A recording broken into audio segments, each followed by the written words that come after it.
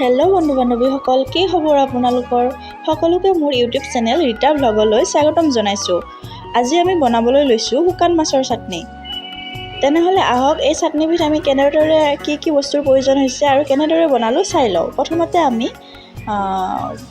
এটা বাতিত বইল হ'বলৈ দি দিছোঁ শুকান মাছখিনি, আৰু এতিয়া আমি ইয়াতে প্ৰয়োজন হোৱা বস্তুখিনি দিবলৈ লৈছোঁ। এয়া চাওক, আমি নৰসিংহ পাত ৰাতি আনিবলৈ গৈছোঁ, আৰু আমি ইয়াত মছলা হিচাপে ব্যৱহাৰ কৰিছোঁ আদা, নহৰু, নৰসিংহ পাত, পিঁয়াজ, ধনিয়া গুটি, কালজিৰা, সোৱাদ অনুসৰি জলকীয়া, পাঁচফোৰণ কেইটামান। আৰু এতিয়া আমি কেৰাহীখন পাতি দিছোঁ আৰু কাটি থোৱা মছলাখিনি কেৰাহীত দি দিছোঁ।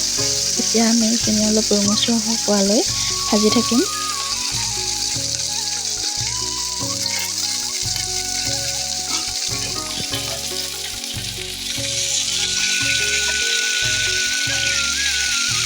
মিনিমাম 4-5 মিনিট সময় লগাব লাগিব। এইটো ধুনীয়াকৈ কালাৰ এটা আহিব।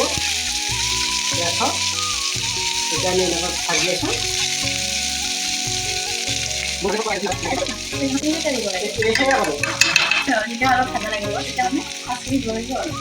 ইয়াতে কম পৰিমাণে আমি ধৰ মানুহ খোৱা যাব যিখিনি নিমখ লাগে নিমখখিনি দি দিব।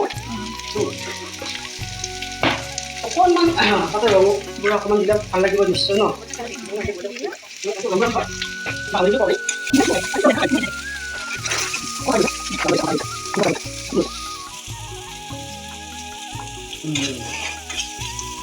যেতিয়া কালাৰটো আহিব তেতিয়া মই ইয়াতে এই যে মাছকেইটা দেখিছে আপোনালোকে, এই মাছকেইটা মই এতিয়া ইয়াতে পেলাই দিম।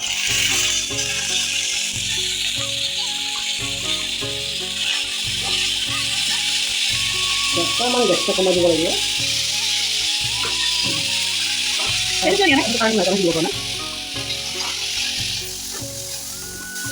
এটা সুন্দৰ গোন্ধ আহিছে দেই, কিন্তু এই গোন্ধটো তাৰমানে আপোনাৰ সেইটো মাছৰ গোন্ধ নহয় দেই, একদম আপোনালোকৰ ভুলতো নাভাবিব যে এইটো মাছৰ গোন্ধ।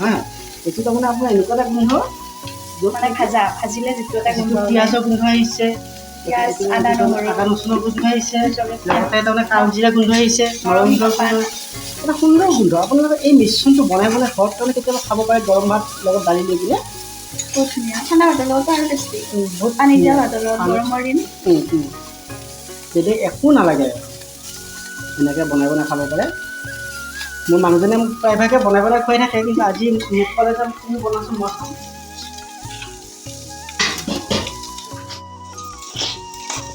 এতিয়া নুমাব সময় হৈছে দেই, এতিয়া হৈ গ'ল।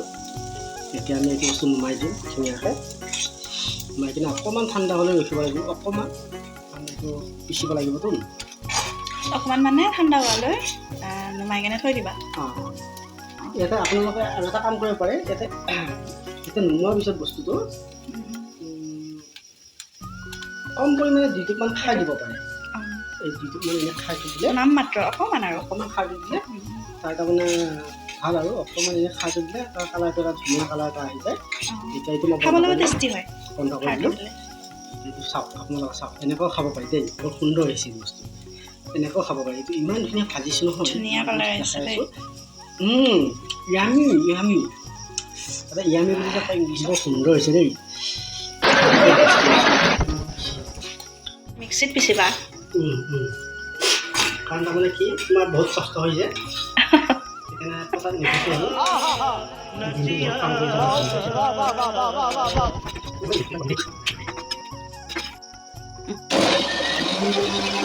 হৈ গ'ল চাটনি ৰেডি।